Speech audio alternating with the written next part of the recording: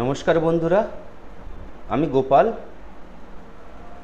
আপনাদের সবাইকে স্বাগত জানাচ্ছি আপনাদের প্রিয় চ্যানেল এমকে ট্রেডিং বিল্ডার ইউটিউব চ্যানেলে।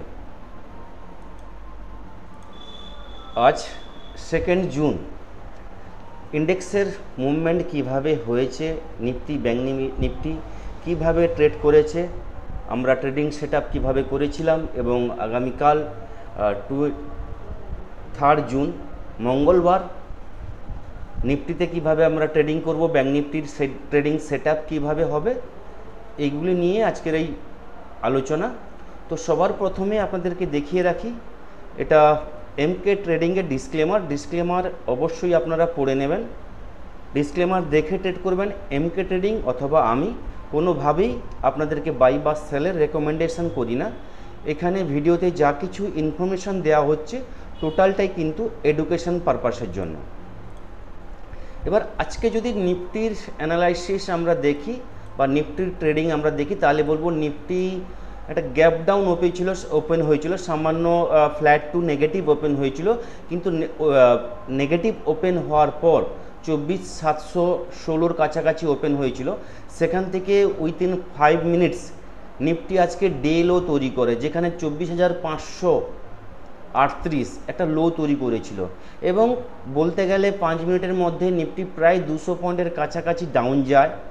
তারপর নেক্সট ক্যান্ডেলও ডাউন হয়েছিল। নিফটির আজকের যে ডে লো 24,526, সেই লো থেকে কিন্তু তারপর থেকে 9টা 20-25 পর থেকে নিফটি কন্টিনিউ কিন্তু আস্তে আস্তে করে রিকভারি করা শুরু করেছে এবং লাস্ট পর্যন্ত একদম 3টে 30 পর্যন্ত নিফটি কিন্তু রিকভারি করেছে একদম ডে লো থেকে। যে জায়গা থেকে নিফটি ক্লোজিং বা নিফটি রিকভারি করেছে বলতে গেলে খুব ভালো জায়গায় ছিল 24,550 লেভেল। সেই লেভেল থেকে নিফটি কিন্তু একদম বলতে গেলে 10-15 মিনিটের পর থেকে নিফটি কিন্তু রিকভারি করা শুরু করেছে। ওভারঅল মার্কেট আজকে ডিপ অন বাই ছিল, পজিটিভ মুভমেন্ট আমরা নিফটিতে দেখতে পেয়েছি। ব্যাংক নিফটিতেও খুব ভালো র্যালি ছিল। ব্যাংক নিফটির তুলনায় কিন্তু ভালো মুভমেন্ট করেছে, পজিটিভ ক্লোজিং দিয়েছে। নিফটি আজকে 34 পয়েন্ট বলতে গেলে ফ্ল্যাট টু নেগেটিভ নিফটি আজকে ক্লোজিং দিয়েছে। এবার কারণ হচ্ছে, দেখুন মার্কেটে আমি বারবার ধরে বলে আসছি কয়েকদিন ধরে, নিফটি কিন্তু একটা রেঞ্জের মধ্যে দাঁড়িয়ে আছে। যদি আমরা দেখি ডেলি চার্টে বা ডেলি ক্যান্ডেলে আমরা দেখি, তাহলে বুঝতে পারবো 24,450 বা 24,500 এবং 25,050 এই লেভেলটা নিফটি যতক্ষণ না ব্রেক করতে পারছে নিফটিতে কিন্তু বড় মুভমেন্ট হবে না। এই 400 থেকে 500 পয়েন্ট রেঞ্জের মধ্যে নিফটি কিন্তু লাস্ট বলতে গেলে 13 থেকে 14 দিন এই রেঞ্জের মধ্যে নিফটি কিন্তু ট্রেড করছে। তো এই লেভেলটা কিন্তু ব্রেক করতে পারছে না। লোয়ার লেভেল আসছে, সেখান থেকে কিন্তু চলে আসছে 24,700-800 চলে যাচ্ছে, 25,000 চলে যাচ্ছে, সেখান থেকে কিন্তু আবার 24,700-800 চলে আসছে। তো এই রেঞ্জ যতক্ষণ না নিফটি ব্রেক করতে পারছে নিফটিতে কিন্তু বড় মুভমেন্ট হবে না। ডাউনের জন্য 24,400 অথবা 24,500 লেভেল, আপ ট্রেন্ডের জন্য 25,050 লেভেল ব্রেক করতে হবে। এই লেভেল যতক্ষণ না ব্রেক করছে বড় মুভমেন্ট হবে না। তো এই লেভেলের থাকলে তাহলে আমরা ট্রেড করব কি করবে, আমাদের ট্রেডিং সেটআপ কিভাবে হবে, আমরা ট্রেডিং করব কি করবে। তাহলে বলবো নিফটিতে যদি আমরা আপ ট্রেন্ডের জন্য ট্রেড নিতে চাই কালকের জন্য, তাহলে বলবো আজকে যে হাই তৈরি করেছিল নিফটি 24,750, সেই 24,750-এর উপরে নিফটি যতক্ষণ না ট্রেডিং শুরু করছে বা স্টে করছে ততক্ষণ পর্যন্ত নিফটিতে কিন্তু কোনো আপ ট্রেন্ডের জন্য ট্রেড হবে না। 24,750-এর উপরে ট্রেড করা শুরু করলে সেখান থেকে কিন্তু বাইংয়ের অপরচুনিটি আমরা পাবো, সেখান থেকে কিন্তু আপ ট্রেন্ডের জন্য ট্রেডিং সেটআপ তৈরি করতে পারি।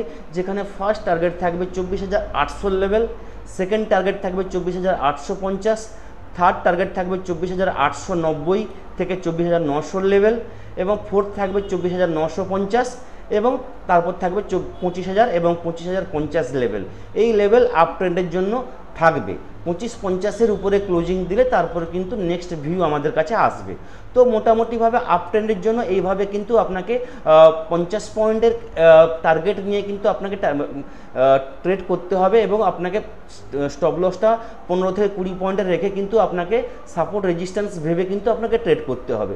এবার যদি ডাউনের জন্য ট্রেড নিই তাহলে বলবো নিফটিকে আমি ডাউনের জন্য ট্রেড নেব তখনই নিফটি যদি কালকে ডেটে 24,650 বা 24,680 লেভেলটা ব্রেক করে ট্রেড করা শুরু করে, তাহলে সেখান থেকে কিন্তু একটা ডাউনফল আমরা এক্সপেক্ট করতে পারি, যেখানে নিফটির ফার্স্ট টার্গেট থাকবে 24,650, সেকেন্ড থাকবে 24,610, থার্ড টার্গেট থাকবে 24,550 এবং 24,460। এই লেভেল পর্যন্ত নিফটির ডাউনফল এক্সপেক্ট করতে পারি। এর নিচে ডাউনফল হতে গেলে তাহলে কি নিফটিকে কিন্তু 24,460-এর নিচে ক্লোজিং দিতে হবে।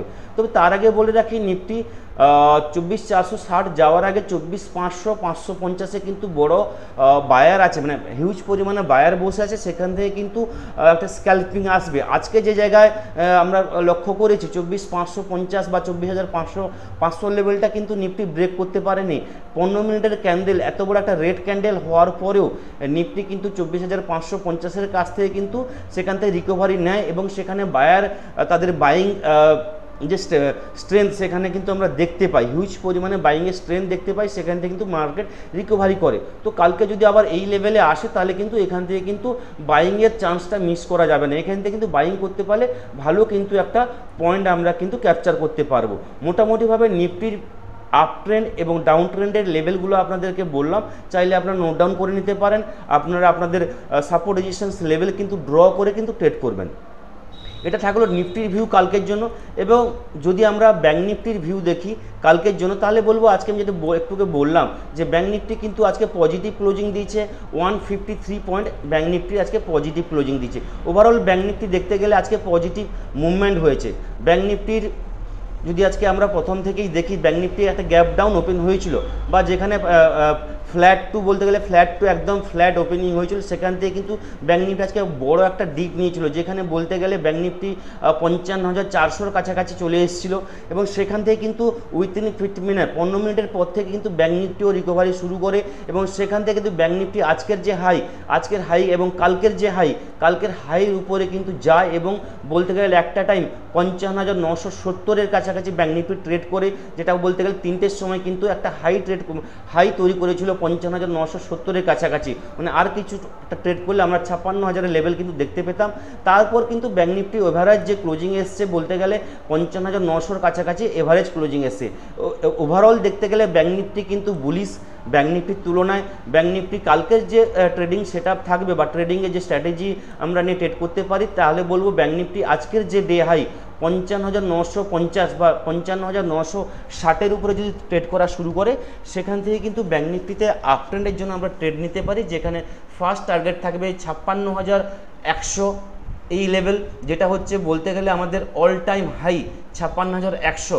এটা কিন্তু একটা বড় টার্গেট, যেটা হচ্ছে অল টাইম হাই হয়েছিল। এটা কিন্তু ব্যাঙ্ক নিফটি একবার ট্রাই করার চেষ্টা করবে টাচ করার। এটাকে যদি টাচ করে হোল্ড করতে পারে তাহলে ব্যাঙ্ক নিফটির জন্য নেক্সট টার্গেট থাকবে 56,300, 56,500, 56,700 এবং 57,000-এর লেভেল পর্যন্ত ব্যাঙ্ক নিফটি কিছুদিনের মধ্যে আমরা কিন্তু মুভমেন্ট দেখতে পারি। হ্যাঁ, তার আগে কিন্তু ব্যাঙ্ক নিফটিকে 56,100-এর উপরে কিন্তু ক্লোজিং আসতে হবে। 56,100-এর উপরে ক্লোজিং এলে ব্যাঙ্ক নিফটি কিন্তু ওভারঅল কিন্তু বুলিশ ট্রেন্ডে থাকবে, যেখানে 57,000 কিন্তু কিছুদিনের মধ্যে আমরা দেখতে পারি। ব্যাঙ্ক নিফটিতে ডাউনের জন্য ট্রেড বলতে গেলে ওভারঅল কিন্তু ব্যাঙ্ক নিফটি পজিটিভ আছে, ব্যাঙ্কিং সেক্টর পজিটিভ আছে, ব্যাঙ্ক নিফটিতে কিন্তু ডিপ অন বাই আসবে। সেই জায়গায় বলবো ব্যাঙ্ক নিফটিতে যদি আপনি ডাউনের জন্য ট্রেড নেন, তাহলে বলবো ব্যাঙ্ক নিফটি তখনই কিন্তু ডিপের জন্য ট্রেড নেওয়া উচিত। ব্যাঙ্ক নিফটি যদি 55,780 এই লেভেলটা ব্রেক করে ট্রেড করা শুরু করে, সেখান থেকে কিন্তু ডাউনফলের কিন্তু আমরা স্ক্যাল্পিং নিতে পারি, যেখানে ফার্স্ট টার্গেট থাকবে ব্যাঙ্ক নিফটির 55,700 লেভেল থাকবে এবং এই লেভেলটা যদি ব্রেক করে যায় তাহলে বলবো 55,570 এই লেভেল কিন্তু দেখতে পাবো। এবং এই লেভেলটা যদি ব্রেক করে যায় তাহলে বলবো আজকে যেখানে ডে লো এসেছিলো বা যেখান থেকে ব্যাঙ্ক নিফটি আজকে সাপোর্ট নিয়েছে 55,450 এই লেভেল পর্যন্ত কিন্তু টাচ হতে পারে। তো এই লেভেলে কিন্তু এলে আপনাকে কিন্তু স্ক্যাল্পিংয়ের সুযোগ দেবে আপ ট্রেন্ডের জন্য। তাহলে এখানে কিন্তু আপ ট্রেন্ডের জন্য কিন্তু ট্রেড কিন্তু একটা সিকিউরলি নেওয়া যায়। ওভারঅল ব্যাঙ্ক নিফটি এবং ব্যাঙ্কিং সেক্টর পজিটিভ আছে।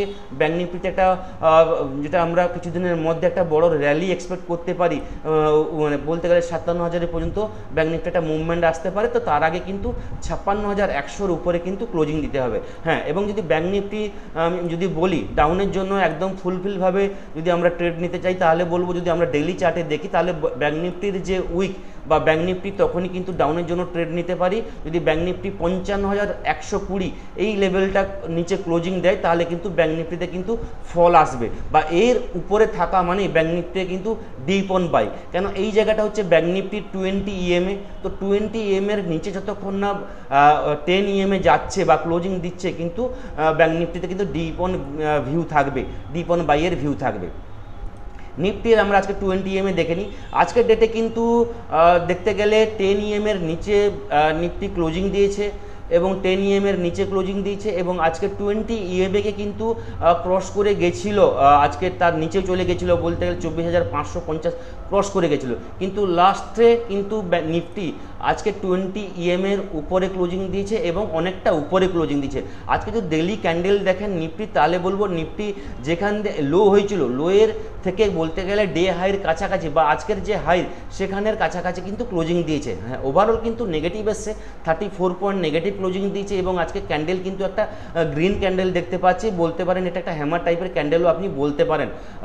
তো এই জায়গায় কিন্তু একটা পজিটিভ মুভমেন্ট আসছে উইকে, কিন্তু আমার যেটা ভিউ ডিপ অন বাই থাকবে এবং পজিটিভ মুভমেন্ট দেখতে পাবো। ওভারঅল কিন্তু যদি গ্লোবালি আমরা দেখি, গ্লোবাল মার্কেটে তেমন কোনো কিছু খারাপ নিউজ নেই। একটা নিউজ এসেছিল আজকে বা দুদিন ধরে চলছে, ইউক্রেন নিউক্লিয়ার অ্যাটাক করেছে রাশিয়ার উপর, তার উপরে কিন্তু মার্কেটে একটা নিউজ এসেছিলো খারাপ নিউজ, তার এফেক্টটা মার্কেটে পড়েছিল।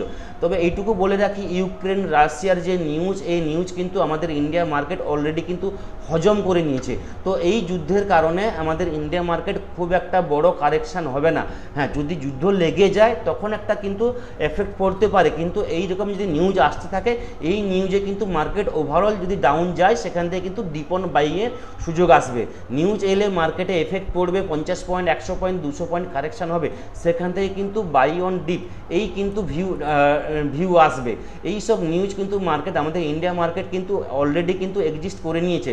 তো এইসব নিউজের কারণে মার্কেটে কিন্তু বড় কিছু এফেক্ট আসবে না। সামান্য লাইভ মার্কেটে 100 পয়েন্ট 150 পয়েন্ট কারেকশান হতে পারে, সেখান থেকে কিন্তু বাইংয়ের কিন্তু আপনাকে সুযোগ দেবে, ডিপ অন বাইংয়ের সুযোগ দেবে। তো এই সুযোগগুলো কিন্তু মিস করবেন না। ভালো নিউজ আমাদের ইন্ডিয়ার কাছে এসছে, শুক্রবার দিন এসেছিল, সবাই মোটামুটি সবাই কিন্তু অবগত আছেন। ইন্ডিয়া জিডিপি বলতে গেলে লাস্ট কোয়ার্টারের থেকে অনেকটা গ্রোথ আছে, 7.4% কোয়ার্টারলি কিন্তু গ্রোথ হয়েছে। যে এক্সপেকটেশন ছিল 6.5, তার উপরে কিন্তু গ্রোথ দিচ্ছে। তো ইন্ডিয়া জিডিপি ডেটা খুব ভালো এসছে, আমাদের ইন্ডিয়া মার্কেটে কিন্তু পজিটিভ সেন্টিমেন্ট কাজ করছে। তো এই জায়গায় কিন্তু আপনাকে সাপোর্ট রেজিস্ট্যান্স প্রপারলি কিন্তু ড্র করে কিন্তু আপনাকে ট্রেডিং করতে হবে। কোনো এক সাইডের ভিউ নিয়ে কিন্তু আপনি ট্রেড করতে পারবেন না।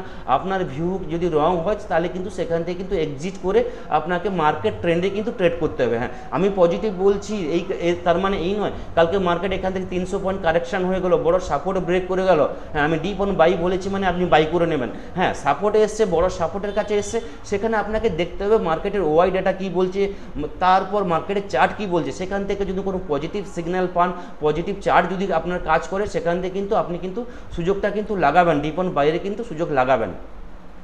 তো ওভারঅল আজকে কিন্তু এফআইএর কিন্তু এখনও ডেটা আসেনি, আমার যেটা মনে হয়। শুক্রবার দিন এফআইদের কিন্তু সেলিং ছিল 6,450 কোটি টাকার সেলিং ছিল, আমাদের ডিআইদের বাই ছিল বলতে গেলে 9,095 কোটি টাকার বাইং ছিল। ডিআইদের একমাত্র নেগেটিভ সেন্টিমেন্ট ছিল শুক্রবার দিন, সেই কারণে মার্কেট বলতে গেলে আজকে নেগেটিভ একটা এফেক্ট করেছে। ওভারঅল কিন্তু মার্কেট পজিটিভ আছে, খুব সাবধানে ট্রেড করবেন। মার্কেটে নিউজ বেস মার্কেট চলবে, নিউজ বেস মার্কেট থাকলেও এইটুকু মাথায় রাখবেন, ডিপ অন বাই থাকবে। মার্কেট বড় কারেকশান নিয়েছে, সেখানে কিন্তু সুযোগটা মিস করবেন না। আপনি যদি না করেন সেখান থেকে তো ভালো পয়েন্ট আপনি কিন্তু ক্যাপচার করতে পারবেন। তো এই থাকলো কালকের মঙ্গলবারের জন্য ভিউ। নেক্সট ভিডিওতে আপনাদের সঙ্গে আবার দেখা হবে। সবাই ভালো থাকবেন। থ্যাংক ইউ, ধন্যবাদ।